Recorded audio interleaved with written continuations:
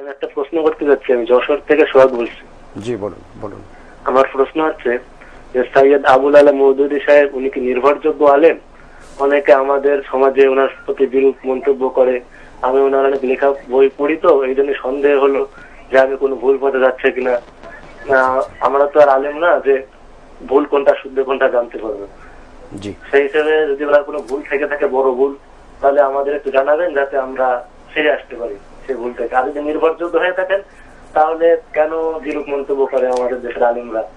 জি জি, আব্দুল্লাহ জাহাঙ্গীর মোহতারাম যশোর থেকে একজন দর্শক প্রশ্ন করেছিলেন সৈয়দ আবুল আলা মওদুদী রহমতুল্লাহ আলাইহি, ওনার সম্পর্কে জানতে চেয়েছেন আসলে ওনার নির্ভরতা গ্রহণযোগ্যতা কতটুকু। দর্শক আপনাদের সকলকে একটা গুরুত্বপূর্ণ বিষয়ে প্রথমে বলি, আমরা নির্ভরতা বলতে কি বুঝি? পারফেক্ট, কোনো ভুল নেই। মুহাম্মদ রাসূলুল্লাহ সাল্লাল্লাহু আলাইহি ওয়াসাল্লামই একমাত্র মানুষ যার সকল কথা নির্দ্বিধায় গ্রহণ করতে হয়। আর তারপরে সাহাবায়ে কেরাম রাদিয়াল্লাহু তাআলা আনহুম, তারা আমাদের মডেল, যেটা কোরআন কারিমে সূরা তাওবার 100 নম্বর আয়াতে আল্লাহ তাআলা বলেছেন। পরবর্তী আলেম ওলামা সবার ভিতরেই ভুল ত্রুটি থাকতে পারে।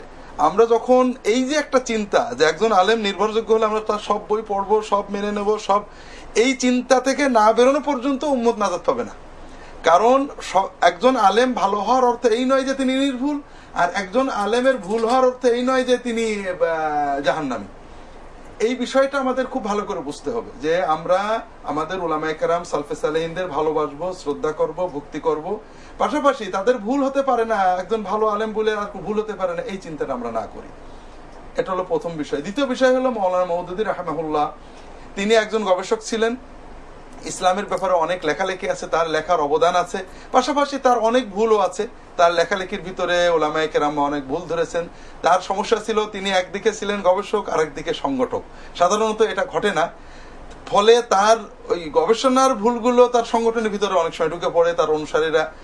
মাওলানা মওদুদী অনেক ভালো কাজ করেছেন, তার লেখা অনেক ভালো পজিটিভ দিক আছে, আবার কিছু কিছু বিষয় ওলামারা আপত্তি করেছেন এবং বাস্তব আহলুস সুন্নাত ওয়াল জামাতের আকীদা, যেমন সাহাবীদের ব্যাপারে খেলাফত মুলিকাত বইয়ে উনি যে ধরনের মন্তব্য করেছেন, এটা নিঃসন্দেহে সারা বিশ্বের উলামায়ে কেরাম অর্থাৎ শিয়া মতবাদবাদে আহলুস সুন্নাত ওয়াল জামাতের উলামায়ে কেরামের মতের সাথে সাংঘর্ষিক এবং কোরআন সুন্নাহর সাথেও সাংঘর্ষিক।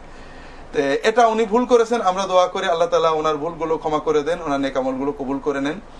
এই জন্য আপনারা যারা তার বই পড়বেন, এছাড়া আরো অনেক বিষয় আছে, এটা আমরা আসলে কোনো আলেমের, বিশেষ করে মৃত আলেমদের সমালোচনা আমাদের উদ্দেশ্য নয়। আমরা মনে করি উম্মতের সকল আলেম যারা যতটুক নেক আমল করেছেন আল্লাহ তাদের কবুল করেন। ভুলগুলো যদি ইজতিহাদি হয় তারা একটা সওয়াব পাবেন, আর যদি ইচ্ছাকৃত ভুল হয় গুনাহ হবে। ইন্নাল হাসানাত ইউযহিবনা সাইয়্যাত, নেক আমলের মাধ্যমে আল্লাহ পাপগুলো ক্ষমা করেন।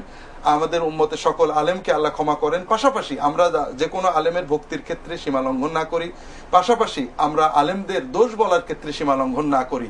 আল্লাহ কোরআন কারিমে কি বলেছেন? ওয়ালা তুজাদিলু আহলাল কিতাবি ইল্লা বিল্লাতি হিয়া আহসানু।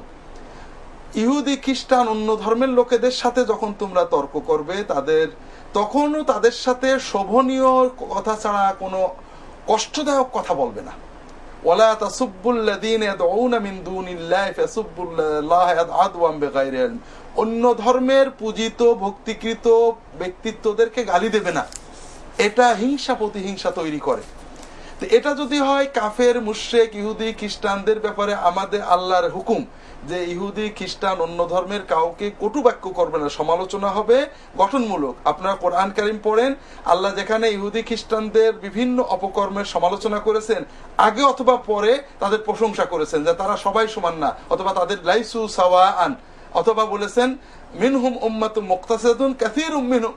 আল্লাহ সবসময় ঢালাও কোনো নিন্দা মন্দ আল্লাহ কোরআনে ইহুদি খ্রিস্টান কাফেরদেরও করতে চাননি।